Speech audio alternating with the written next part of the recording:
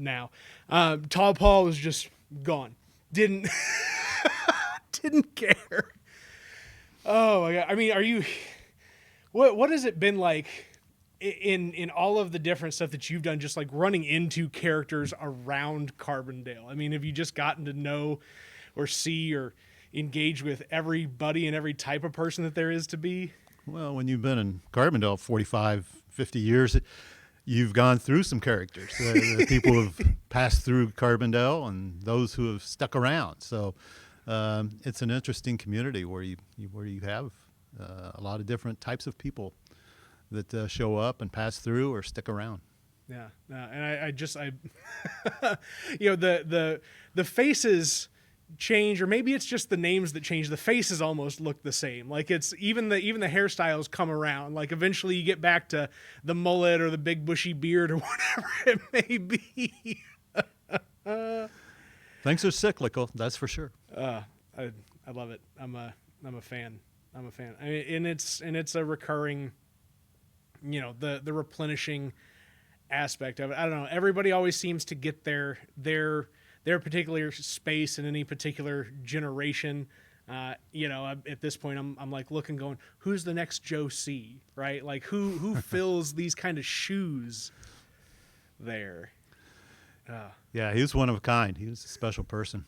Did you work with him like on projects and stuff at the city, like for Sunset Concert? Or was that mostly like an SIU managed kind of thing? Yeah, it was handled differently, but Joe would handle sound for especially outside events the city had, at the pavilion or wherever, but he was also right next door to City Hall, so you ran into Joe all the time, and he was always upbeat, always had something good to say, and enjoyed talking with him all the time. Yeah, it was always fun, just Joe playing music. I mean, would he always run the big speakers outside? Was that like an age-old tradition at Soundcore, or was that just something he did in the more recent years?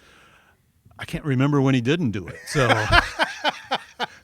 I only have a memory of Carbondale with Joe C playing music out front of Soundcore on the Strip. Yeah, it was just kind of, something that was there. It was kind of neat. Gives Carbondale character. Yeah. I didn't know until I read Gary Gabula's piece in the Southern. I didn't realize Joe had a PhD. I didn't either. He was Dr. Joe C. Right. Yes. And I don't know. I guess that was a better moniker for him than, or I guess Outlaw was a better moniker for him. I guess he didn't think that Dr. Outlaw Joe C. Wales was quite the fit. Yeah, he always called me the mayor, even though I wasn't, and he knew that. But I wish I'd known he had his PhD. I'd have called him doctor. That's funny. Then only one of you would have been right in that case. Yeah.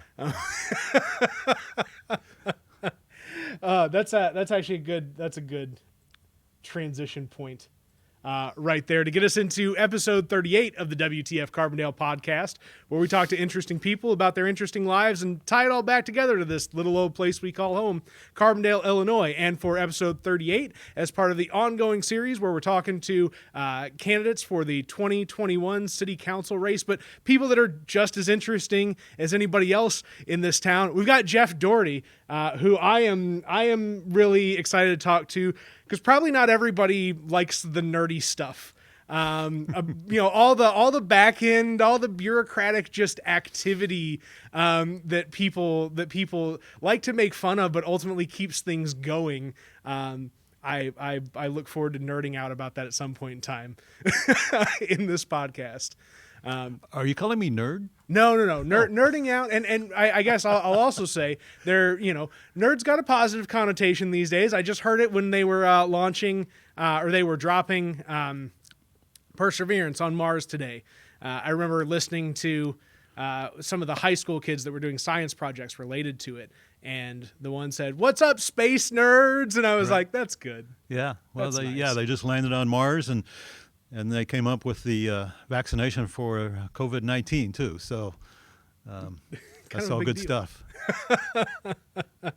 So yeah, I mean, just the starter question, and this is really kind of the third interview that I've done in the past week and a half, or not week and a half, but the past month or so, trying to get back into the groove of doing this stuff. But how did you get to Carbondale? Like, what brought you here? Like, how did Jeff Doherty become part of our community? Well, I came to Carbondale like a lot of people. SIU came in 1971 as a college freshman, and I've never left for various reasons. But Carbondale has been very good to me, and I fell in love with the community. Ended up getting 2 degrees from SIU and started doing an internship with the city of Carbondale.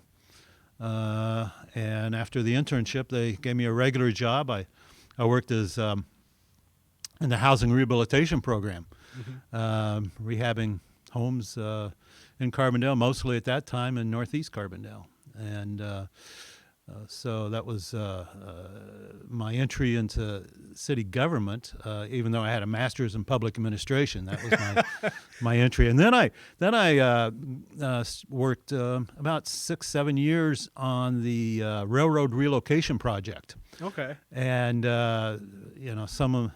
have to have been around Carbondale a little bit for a while to remember the railroad relocation project. But the idea was to bury the railroad tracks through town, or create an open cut and depress the tracks down so that the streets would go directly across and eliminate those rail highway conflicts. And it was a federal project.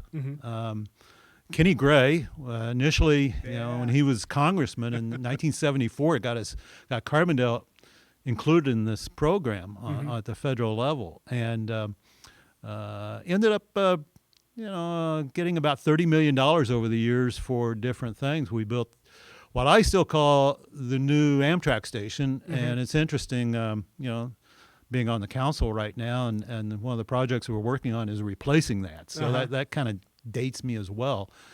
But we built the Pleasant Hill Road overpass and the Mill Street underpass and pedestrian overpass at SIU. But then I moved into more the general government of the city. I became the personnel officer or human resources director at the time. Became the assistant city manager, interim city manager, deputy city manager, and then finally they go, let's just give him the city manager job. And that was in 1992 that I was appointed city manager, and I served in that capacity for 16 years and enjoyed almost every minute of it. I really like city government because it's the local government. It's the one that really affects people's lives on a daily basis. From clearing snow off the streets like it's done this week, to picking up the garbage, to public safety, and everything in between. So it really is a good feeling to try to make people's lives better and your community better as well.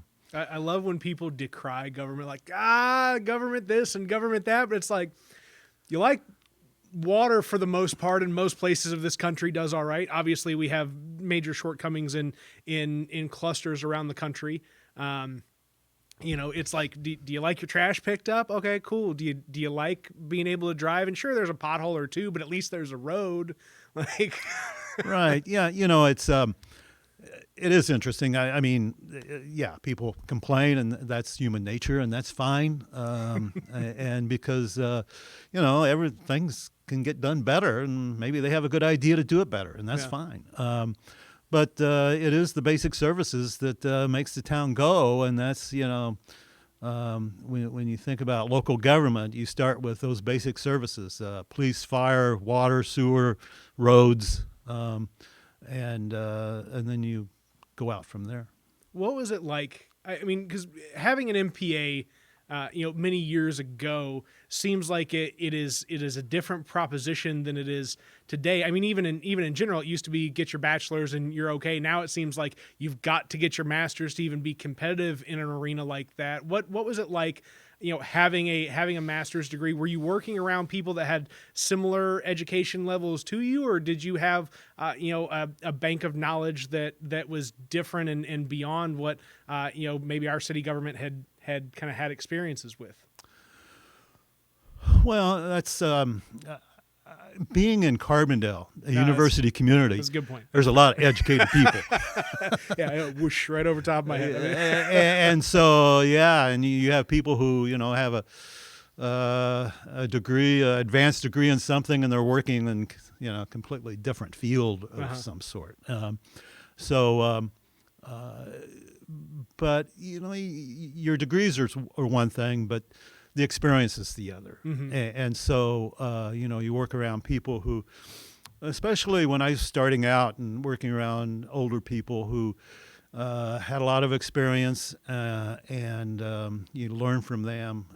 They may not have had the degree that you have, but they knew how to do things, and you learn from them as well. So, but in city management at that time, it was pretty well accepted. You needed a master's degree if you're going to pursue being a city manager. And things had changed. You still had some old timers out there who, didn't have the master's degree, but they were retiring, and the new generation, that was pretty much a requirement. Okay, no, that's. And again, another thing that people miss, right? They can complain and throw rocks all day long at what's going on, but it's like people didn't just go to school for this long and spend this much time in the field doing this work to not have some idea how the pieces of the puzzle go together. Well, and in Carbondale we have a council manager form of government, so you have the public administrator who's hired to run the city on a day-to-day basis, but you have the city council, and the mayor making policy and giving a lot of input in terms of how things are done, and so they represent the citizenry, and they reflect a lot of what the community's thinking, and that helps keep you in touch with the community itself, because it's kind of hard to interact with all facets of the community on a regular basis to keep up when you're trying to focus on doing one particular job. And that's where the mayor and the council come in. They lend that input to you in terms of how the community's feeling and what they want. No, and it's for that, it's almost like being that liaison, right? Like it's when you're laser focused on, I gotta do the actual job itself. Sometimes you're right, it is difficult to get that just input in the right way. I mean, from a city manager perspective, I mean, is that kind of how you utilize the city council and the mayor as kind of a tool for that communicative aspect, to be able to hear exactly what folks were saying and how they were saying it? And it may not be textbook, what learned and earned ideas kind of apply here, but it's still ultimately, you got to serve to some extent what folks are asking for, even if it may not be the right thing. I'm thinking of particular stop signs or other things around town off the top of my head. Yeah, I mean, that's they represent the community and the citizens, and that input's very helpful. And sometimes you get, obviously, I mean, it's not always a 5-0 or 7-0 view of things on the city council. You get different views and different opinions, and you try to mold those together. And were we a 5-person council as opposed to a 7-person council up until a particular point in time? In 2003, was it okay? The city went from always the mayor, but went from 4 council persons to 6. Okay. And the idea there was, over the years, going back many years, Carbondale has been council has been elected at large throughout the community, not representing any certain district or ward. And there had been attempts over, I think, two particular attempts, two referendums. I think one in the 70s, another one in the 80s, to go to a ward system. Those were defeated. I think primarily because being a college town, and everything that goes into that, they were defeated. But there's still an idea. And things change. I mean, people on the council come and go, but at that particular time in the late 90s, early 2000s, there were certain areas of town that weren't represented on the city council. So the idea was to get better representation, still stay at large, but go to 6 council people. And it's very interesting that the first election after that happened, there were 2 people from that particular area that didn't feel they were represented on the council. So, like I said, it's cyclical and things change, but that's when it was done. Yeah. No, it's fun. I mean, just to think of it that recent. So I'm, dating myself. I would have been just getting off of, so this is something that you could totally answer for me, Jeff. Oh, this is great. So Carbondale Youth Conservation Corps or something like that. Do you recall a program that had a similar name where it was like youth focused? It was like CCC. Oh my gosh. I can't for the life of me remember exactly what it was called. I don't know the exact name of it. I don't know that we had a formal name for it. Okay. It was something that Mayor Brad Cole implemented, proposed, and the council adopted a program, a summertime program. And it went for 2, maybe 3 years.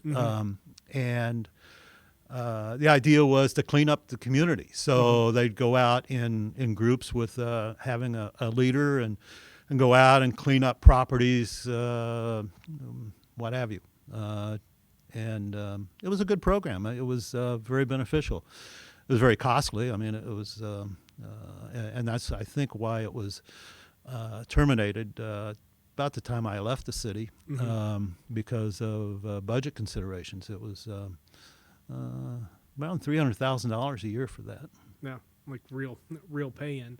It's interesting just the handful of things that we've kind of discussed so far, right? Anything from your work initially getting in with the city and working to redevelop housing, to talking about ward system referendums, to talking about even this summer work program, right? That it's we're always kind of reinventing something that we've done before. It feels like, not that we have to jump too much into that, but that's kind of the like there is some sort of something that's happened, and if you go ask Don Monty about it, he'll tell you when it happened, where it happened, and who was involved, how much it probably cost, and whether or not there was a measurable outcome somewhere. Don's memory is legendary.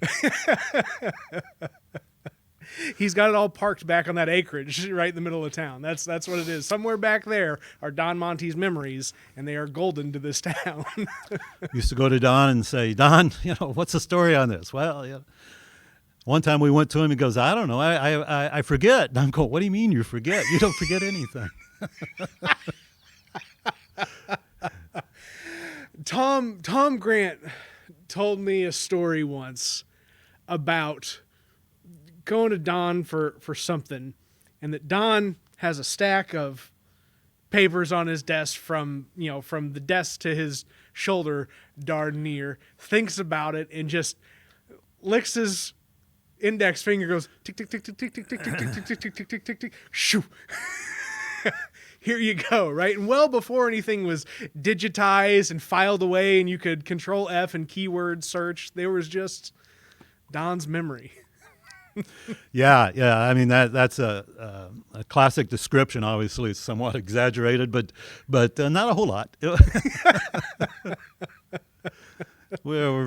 Community is very fortunate to have Don Monty serve, in his career working for the city, and then later working as on the city council, and was acting mayor for a while. Yeah. No,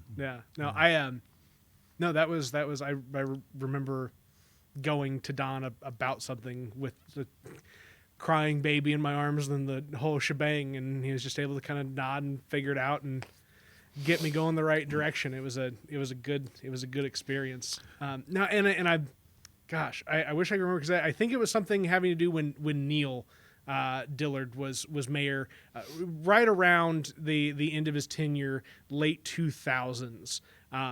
The program for youth. Again, I can't remember it off the top of my head, but again, lots of things that have been out there. Mm-hmm. So going back a little bit further, was there something that sparked your interest in government, like as a kid, that drew you this direction, or did you just like stumble into it in college, or how'd you get to the interest in making a career out of government? Just always interested in government. From the political aspect of it to the way things worked. Just always, I think people have strengths in different areas. Science and math, I did okay, but it just didn't click with me. But, when you take classes, in government and social studies and, politics, it just, my interest was always there with that. And when I got to college, I got a degree, undergraduate degree in administration of justice, but I got that degree because it allowed me to get a wide liberal arts degree in a lot of different areas, from business to political science, psychology, the whole thing. Yeah. And but it was the government classes that really, caught my interest. And of course, at SIE, I think there's some really legendary poli-sci professors out there who, influenced me a lot, from David Kinney, John Baker, those type of people who, you take their class, and to me, I just absorbed it. And they had a big influence. And then, once I got into the MPA program, it flourished from there as well. No, it's people, and this is, it's so funny that you talk about and kind of some of these named persons that were so influential for you. I did a similar thing in the podcast that I cut earlier this week. Is it was just talk about, like, okay, what did I go to school for, right? Like I got my business chops out there in the real world, but like I went to school to kind of become a more well-rounded person. Like I can name these people that are, in their own respect, like legendary people in the communication world. Specifically, I talked about Johnny Gray and Brian Kelso Crow and Susan Doughton. Unfortunately, the two latter have passed, but each having so much influence in their own right in the world that they influenced. And yeah, people miss how many of those people exist in Carbondale. Yeah. And it's very interesting. I went to SIU. I had these professors, and they were Carbondale people. They lived in Carbondale, and citizens here. And then I got to know them in a completely different way, because my wife is a Carbondale native and her family was here. So they were friends they had a big social group, and they were friends with all these people, and I got to know them on a social basis. It was really kind of interesting. Now, did you marry into the Vogler family? Is that? My wife, her maiden name is Vogler. Yes, okay. Barbara Vogler. Like the Voglers, or different set of Voglers. And you can plead the fifth if you need to. No. I think it's it's very much an important part of me and why I'm stuck around Carbondale. One of the reasons is I married a local girl. Yeah. And her father, Ed Vogler Jr., was president of Vogler Ford. Oh, that's cool. And her grandfather, Ed Vogler Sr., founded Vogler Ford in 1923. Oh, wow. And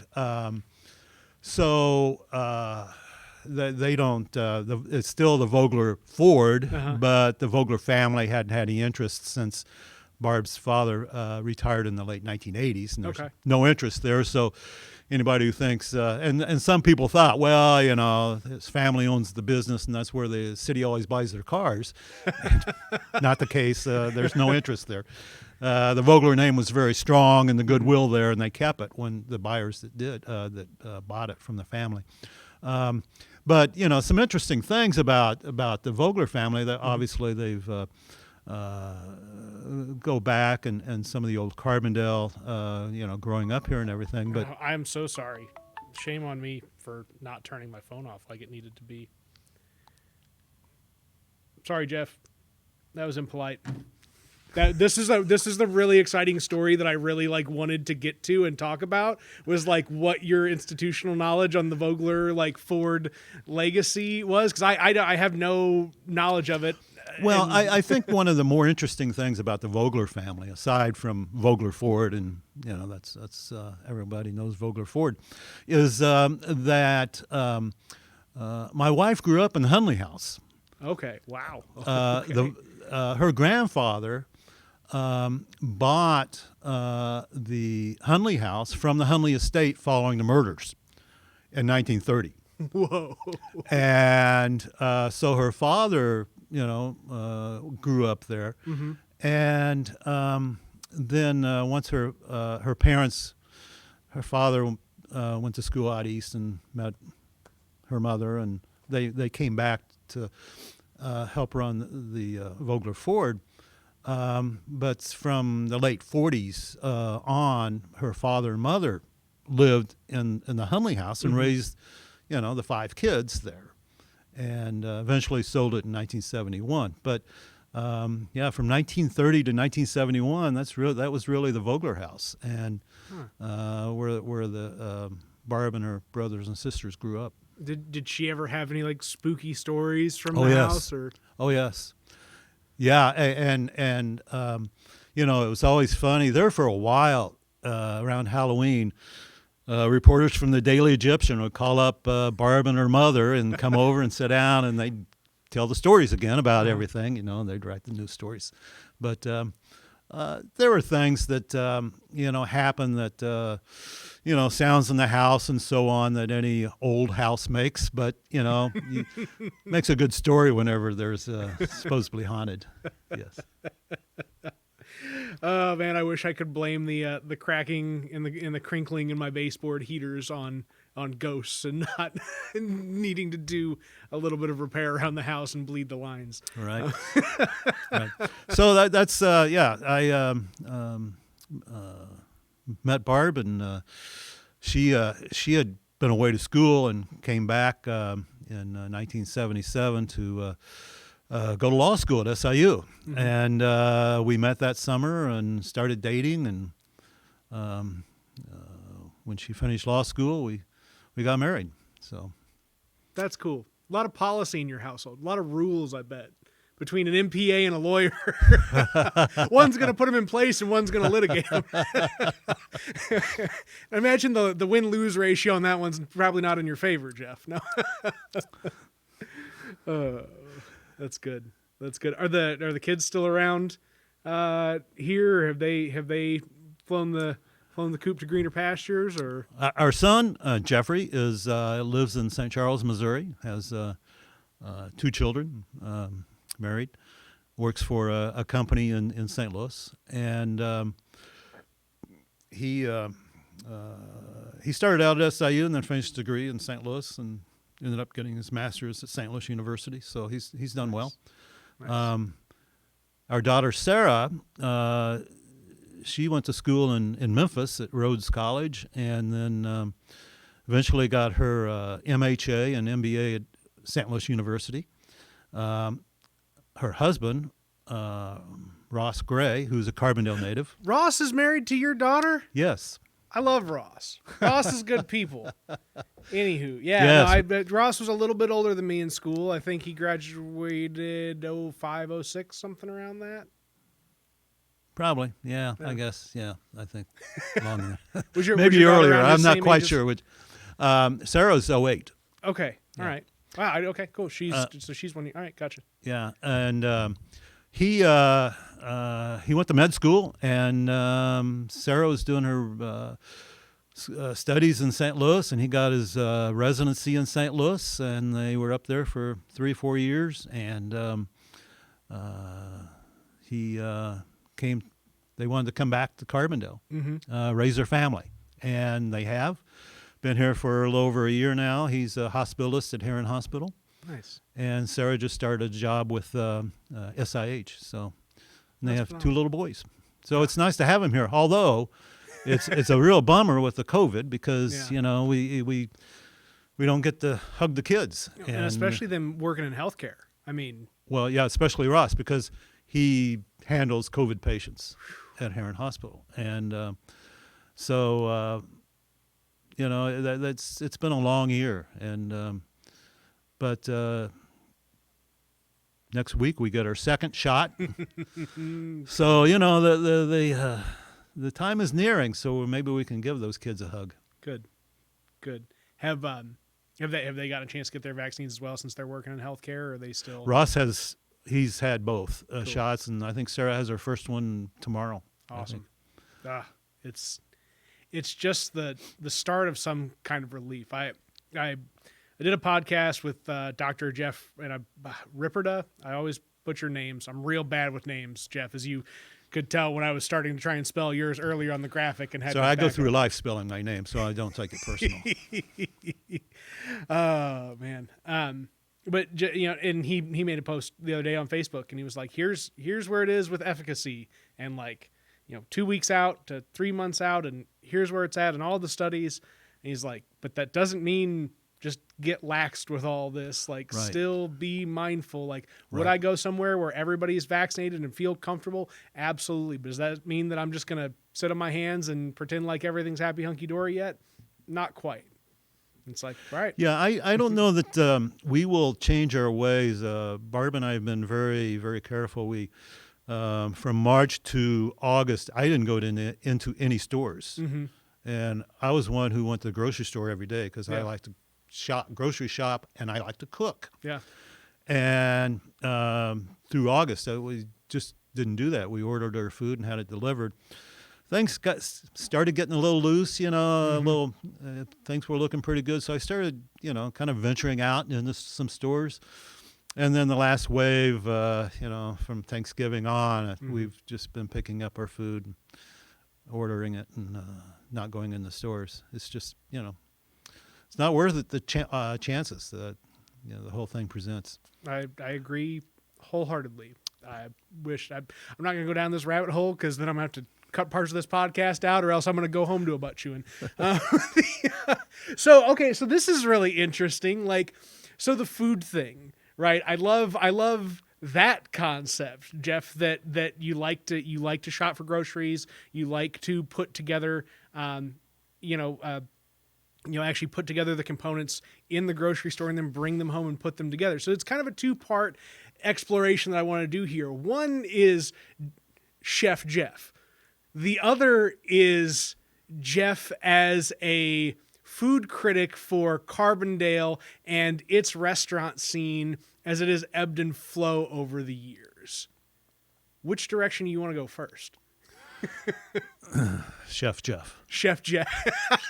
Give you time to think on the other folks. Have you just always been a cooker too, or did you get into cooking at some point in time in your life and you were like, "Oh, I really like this"? I've just always cooked. We when I was in college, we had a group of us that always lived together and everything. We were all pretty decent cooks. We took turns cooking. We ate pretty good, and I just always enjoyed cooking. For me, it's especially when I was working, I'd like to come home and prepare a meal. It was stress management. It would let me unwind and kind of forget, the trials and tribulations of the day and relax. And so, and then now that 4 years ago when I retired, I just enjoy going to the store and, figuring out what we're going to eat that night and, buy it and prepare it. Your retirement plan wasn't to open up a food truck, Jeff? No. My father, who was a very smart man, he was in the restaurant business early on, and it, didn't do well, I guess. He gave me a bit of advice. He goes, never go into the restaurant business, and if you do, you manage the cash register. So I took the first part and never went in the restaurant business. But I enjoy cooking for people. I think that's another. Sorry, go ahead. I enjoy cooking for people. If it's just me, I don't like to cook. But if it's somebody else, Barb, kids, I like to cook. That's phenomenal. I mean, just because there's another component to cooking that people may not think of just in their own homes, and that's the performative art of cooking, right? And for me, right, everything that I do in life, I tie around media, right? Whether it's something like this that's recorded on video, or something that happens on a stage live in front of people, right? That's how I best hand myself over to other people. But it seems like if what you enjoy doing is cooking for others, that's part of how you hand yourself over to other folks as well. Is that kind of a fair assessment? Yeah. My daughter was talking about something she'd read recently, and how people express their love to others, and some are outwardly about it and hug and and just others might be a gift giver, or others do things for others, and you express your feelings in different ways, and we talked about it, and me cooking for others is one way I like to express myself, my feelings toward them. That's wonderful. That's just a good, and especially for the grandkids, and especially when the grandkids get back into it, right? I mean, just being able to put together a little Saturday morning set of pancakes, or dicing up fruit or whatever it might be, or just putting together a nice wholesome meal, I imagine is just a really good feeling. I make a mean omelet. Good to know. Very good to know. I make an awful omelet. I know this because when my wife and kids had COVID, but I had not yet contracted it from them, I was put in the position where I had to cook for the family, and my eggs are not good, apparently, as I've been... Do you know where I learned how to make an omelet? No, but I would love to know. I was a grill cook at Charlie Pickles. Huh. And you talk about restaurants. Charlie Pickles was a restaurant that was located on Walnut Street, right across from City Hall. And back in the 70s. So people have been around for a long time in Carbondale will remember Charlie Pickles. And I was a grill cook there for a while. That's very interesting. That ties into a bigger to a conversation I had talking with Peter Gregory. It's been probably a year and a half since we talked about this, but he was talking about how Steve kind of lucked into the right kind of restaurant, getting into the pizza business in the 70s versus where everybody else was at in the burger business in the 70s. And the reason being was beef was real cheap, and electricity was a dime a dozen to run some of these new appliances, and just a mix of things that made the burger business fit then, but definitely doesn't make the burger business the fit that it is now that it was then. And now pizza and burgers have completely flip-flopped, where now the pizza business is the business you want to be in, between the ability to put it together as an assembly line to, especially during COVID, that it's about the most delivery stable item that you can put together. Yep. Wow. Did you have any other interesting college jobs before getting the government work assignments? I grew up in Olney, Illinois. Okay. And Olney, nice little community, and a lot of oil wells around Olney, southeast Illinois. And my dad spent his whole life in the oil business, sold oil field equipment for the most part of it. And my first summer home from college, from SIU, I was thinking, go home and pick up a little part-time job or something, take it easy, kind of be, man about town. Mm-hmm. And I walked in the door. He says, "Well, I got you on a oil well crew. You'll be working evenings, 2:30 to 10:30, which shot any social life you would have." And I worked 64 straight days, roughnecking in the oil field, and I did that for 3 summers from college. I was a roughneck in the oil fields. Lost the tip of my finger, and that's quite interesting. What? Okay, all right. The loss of limb, is that something that is that anything that you kind of try and conceal, or is that something that just kind of, if somebody notices it, they notice it, if they don't, they don't? Is there any sort of mind about that? No, I don't. If people notice it, they don't say anything. I point it out sometimes to people if the discussion comes along about getting something smashed or losing You're something. Like, let me tell you. Yeah, I can relate to that. But no, it's most people don't notice it. That was probably before workman's comp laws were a little bit more.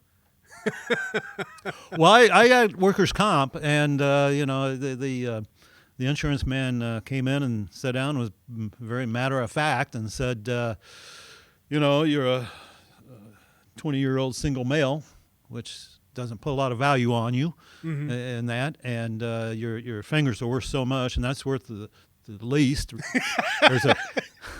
There's a factor of 20, and you only lost half of it, so that's 10. 10 times 80, which is what I was worth for my base for being a 20-year-old single male. I got $800. So that was and a really good lesson in how the insurance industry works. Yeah. Oh my gosh, Jeff, this is why I do this podcast, because there are things about people in town that people would never know or think to look into or ask or whatever, that is just a very interesting thing about a very interesting person, right? And this is just one of those like tidbits of knowledge about you that I really appreciate you sharing and being comfortable with, and just here's something unique about Jeff.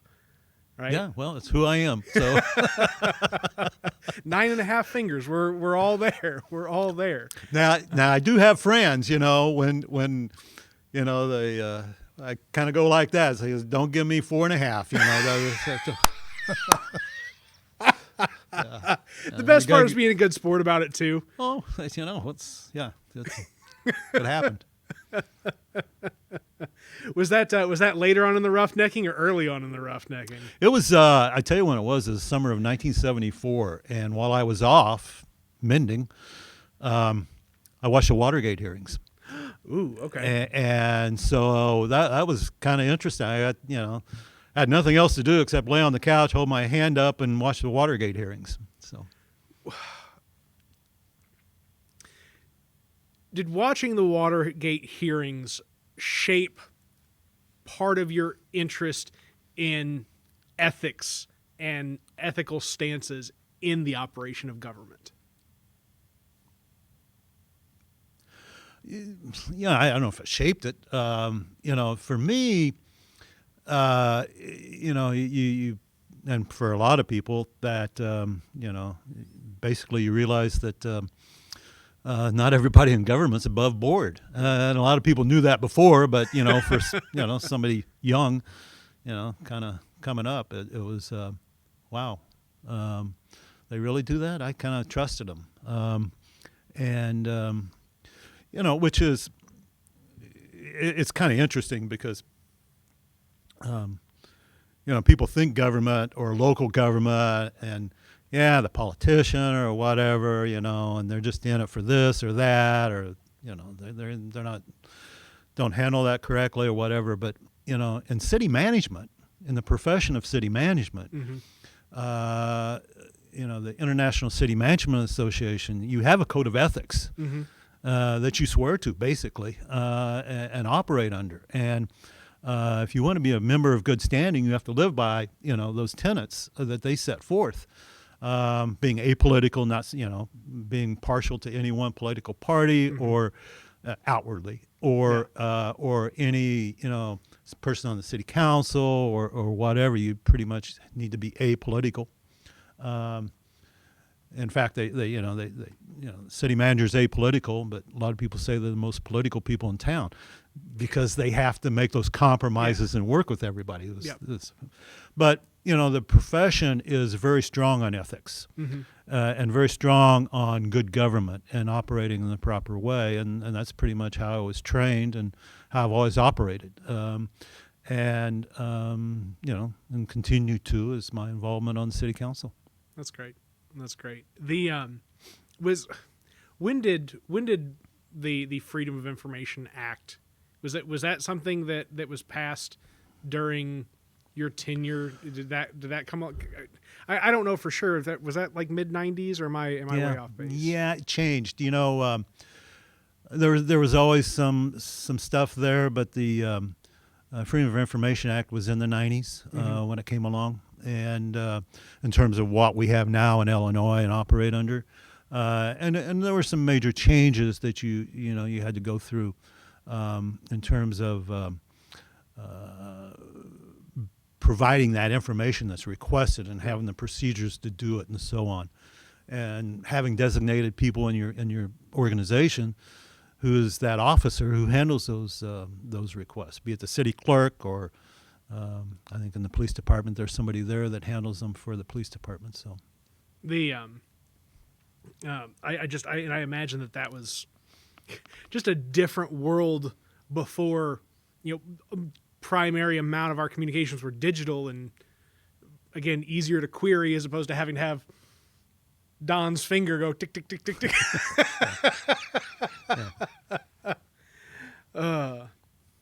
But it's a good law. It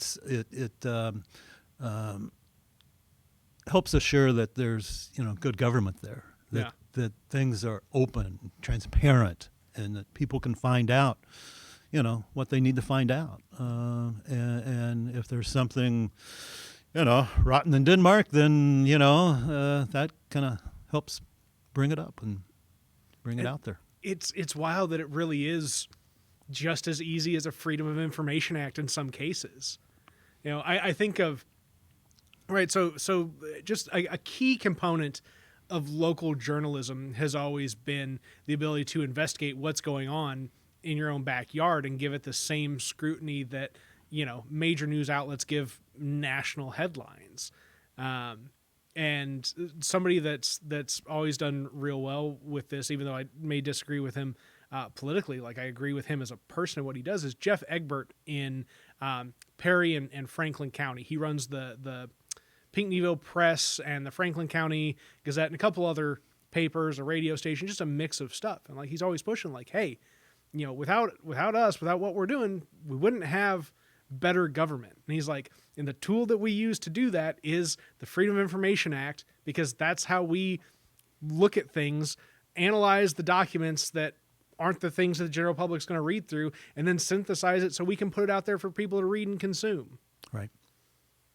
I'm you touch on something, local press, and that's one of the things that concerns me is the disappearance of the local press. I mean, it was always the local newspaper who showed up at the city council meetings, sat there and reported on what was happening. Yeah. And with the the way newspapers are going, you don't have that anymore in a lot of communities. And that's how citizens kept up on what was going on, as well as making sure the government was above board. Yeah. And I think as time goes along, it's going to be a lot easier for somebody who's not doing things properly in government to not get caught. and it concerns me a lot because it is a balancing act there, not a balancing act. It's checks and balances. Yeah. For the media, and in places where we live, small town America, it's the local media that helps do that. Yeah. Yeah. I mean, you're absolutely right. And the scary thing on the other side of this to me is who fills that void, right? So I'm a lot of different things on the internet, but I'm also like set an ethical standard for myself of, yeah, there's some performative stuff here. Yeah, there's some critical stuff here, but it's always underpinned by the truth, right? And trying to flesh out what is the most honest take on things that there can be, through whatever lens that there may be. Again, critical, humor, just sharing information, what have you. But there are other places, right, that are in all of our neighboring towns where there may be people that are not ethical and starting to replace the role of the daily newspaper with a Facebook page or a Facebook group or a blog or whatever may have that is tilted too far one direction or not even focused on seeking out the facts to begin with. And then you've got not just a void of, accountability from, the officials in place, but then the people that are supposed to be putting a check on that are no longer actively doing that, or the place where people would go to see a check put on the balance would no longer have that. And it's scary. I specifically, I talked to somebody who was from a smaller town around here, about an hour's drive, and they had probably about 5 or 6 years ago, a group of just local people kind of take over as the local reporting source. No newspaper, no nothing going on. So their Facebook groups or pages or whatever were the ones that took over local discourse and essentially pushed, institutional bodies out of the way for their own political purposes and the things that they wanted to pursue. And that just sent the whole, from the city management all the way to Joe on the street, flip that all upside down as to what was real, what was not, and what work needed to actually get done in the town. And that's a threat, like you're saying, in every small town in America. Yep. It's very important for citizens to be informed, and the local media, has played that role. I think given the internet and social media to a certain extent, that governments are starting to use those means to reach out and communicate with the citizens, which I think is good. But it's detailing the discussion at the city council meeting on whether or not to implement this new tax and who voted for and who voted against and what their positions were. We're not seeing that so much. No. And it's not necessarily right. There is an importance for self-reporting, right? My key thoughts in the digital space is about self-reporting. If we want for there to be visibility on the actions that are occurring, whether it's in our personal lives and government and a business, what have you, that there has to be self-reporting that occurs. But in a particular case like that, right, while the city can self-report in a way of, say, publishing the video of a city council meeting to publicly accessible channels on the website and through a public access television channel like we do now, they can't go out and synthesize in the way that a newspaper can, where they can take the bites from this, highlight 2 of 7 people in a particular discussion, and then elevate that conversation to the general public and say, here's the facts that you really need to take away from this. What could have been a 2-hour discussion that most people aren't going to watch or care to participate in. Right.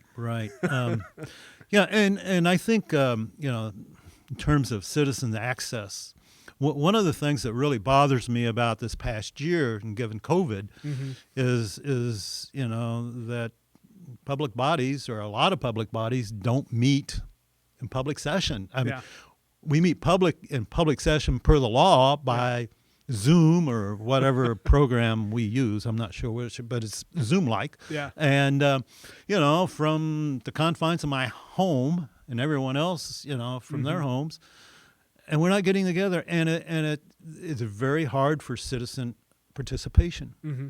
It's very hard for citizen participation, and therefore you don't get hardly any citizen participation. Mm-hmm. Whereas, when we met, in City Hall and had the public meetings, there were always people there. You had your regular people who attended those meetings and gave their 2 cents worth on things. And it was, you get that input and that, how people feel about things. And it's, that's missing right now. And that's not good for government, I don't think. So, I'm looking forward to when we get back together and meet in person, but at the same time, I'm not in a big hurry to do that, from a selfish point of view, because, I want to be safe. Yeah. No, And I want others to be safe as well. Mm-hmm. It's just not me. I'm getting my second shot next week, but there's a lot of other people out there who aren't. No. And to rush into stuff. I mean, it's just like in here, like we probably won't open these doors for another year. I just can't imagine a world in which we're open with 150 people in a room recirculating air and yada, yada, yada, in 2021. You'd be lucky to find 150 people in Carbondale that would be willing to do that. Which is what I love about the people that we live with, Jeff, because they are the type of people who don't necessarily want to get all packed into a room with each other and share disease right now. Right. I mean, it's very interesting. Well, they're wide open over there. Yeah, you look at the paper, they also have 2,700 active cases right now. Yeah. We have 100 in Jackson County. Yep. That's the difference. Yep. And I just really admire the people here who take this serious and care about others. Yeah. Not necessarily themselves, but care about others. Obviously, they want to protect themselves, but they take measures to protect others as well. Yeah. Yep. I really am, and having been through the system, having gotten it, having been through the system, getting a chance to get the shot, watching everybody else. I mean, I'm in my early 30s. I'm not 21 years old and like gotta go party and whatever else. But like I see a lot of folks in a range of ages that are very social folks that are like, I'm still staying in place. I'm still being mindful of being in crowds and doing whatever else because they really do care. Mm-hmm. They really do care. And then, even at this point, as we balance reopening of stuff, we've got businesses for the most part that actually care. We've got people that are actually going to these businesses for the most part that care, that are doing all of the little things that make social interaction just a bit more manageable right now for those that are comfortable with doing so. Yeah. And then the folks that are still like, you know what, curbside and pickup, keep them coming, and that's what we're sticking with. Oh man. Well, this is good, Jeff. I mean, we're edging up right on an hour. What I mean, is there anything outstanding that you feel like we didn't touch on that you think is such a core component of you as a person that you'd be remiss if we didn't explore it a little bit? No, it's hard to say. I think we've kind of touched on a lot of different things. My deficiency and my right, love, so here, my love of cooking and were you when you did the economic development board stuff, were you pretty heavily involved with airport activity? Was that anything you were ever engaged with? Yeah, after I left the city, I became the director of Jackson Growth Alliance, which is a Jackson County-wide economic development group, not-for-profit. And the idea was to bring together the major entities of the county, Carbondale, Murfreesboro, Jackson County government, SIH, SIU, and the businesses together, along with the Southern Illinois Airport, a very big player in our organization. And the roots of that organization go back to the 1990s when Mayor Dillard of Carbondale and Mayor McDowell of Murfreesboro got together and said, we ought to work together as two communities to promote that airport, the Southern Illinois Airport, because there's a lot of potential there. And that's where it was originally called, and legally still called, the Jackson County Business Development Corporation, and later changed to Jackson Growth Alliance, a little easier to say and remember, JGA. A lot of the effort continued to be at the airport. So I worked very closely with Gary Schaefer, who's the manager of the airport, and coming up with first we received grants to prepare a development plan for the airport, and then begin implementing it. And I think right now you can go out there and look at some of the fruits of those labors, because the road has been relocated, which opened up additional land for development. There's two new hangars being built out there. There's the new terminal being built. The marijuana grow facility, which we were able to attract to that property, is expanding. Is probably going to double in size here soon, because triple in size, which is the magic of marijuana, I guess, especially the recreational marijuana. Pays my bills right now, Jeff. Pays my bills. I'm working out there. Oh, so. Okay. I wasn't aware of that. Yeah. I actually just started as their marketing person about 4 months or so ago. Yeah. They're, as they go through stages, they're tacking on and building out the business. And I'm lucky. I'm to have a job like that in Carbondale for a person like me that does the things that I do.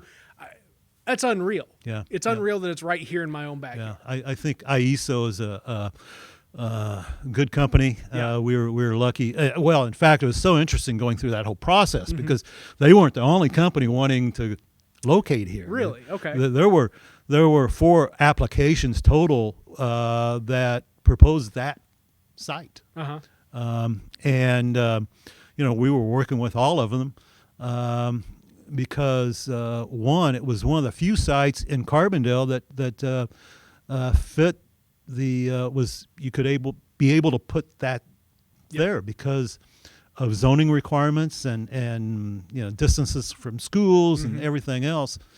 And at the time we were working on that development plan for the airport, and had land out there. How would it be used? And hey, this qualifies, and so it worked out pretty well. Yeah. No, and it's cool. I mean, we're talking at this point, well over 100 employees, right? I mean, it's going to be, in its final or continually evolving form, a real contributor to economic activity here. And what's really cool about it beyond that is you've got a lot of folks that are able to come in direct from kind of a service industry or come in, outside of a traditional educational framework and jump right in and find their way up into, a valuable place within the company, which is not always everything that you can say about every company these days. A lot of folks just hire in, do the job, go along, right? But this is one of those places that, for no pun intended, as if I couldn't, right? That growth for everybody involved. Yeah. And that's an important part of the airport property out there, that private sector business there, and there's opportunities for other private businesses to come in. And when the hangars being constructed out there, the tenants are already lined up to come in. They're going to be working on jets that fly in and get maintenance and overalls there, and utilizing the skilled labor that's out there, being the aviation program. But I'm always amazed when Gary Schaefer gives programs about the airport. And there's over 800 people in a day out there on that field when you talk about the armory and the growth center and the tech building and all the other little private businesses that are going on out there. It's a real growth center for our area, I hope we continue to invest in that. Awesome. And that is exactly where we're going to jump off here, because we've talked to an interesting person living their interesting life, investing themselves in this little community we call home. Not just somebody who's managed the investment, but been the investment himself. Episode 38, Jeff Doherty, one of the 9 folks currently in the mix for City Council 2021, somebody who is more than qualified for doing what he has done and talking about all the awesome things that he's talked about on this podcast. Jeff, thanks so much for the time. And for all those out there, as I figure out how to get lined back up and slap on a tagline at the end of all these podcasts, have a good one, whatever that one may be.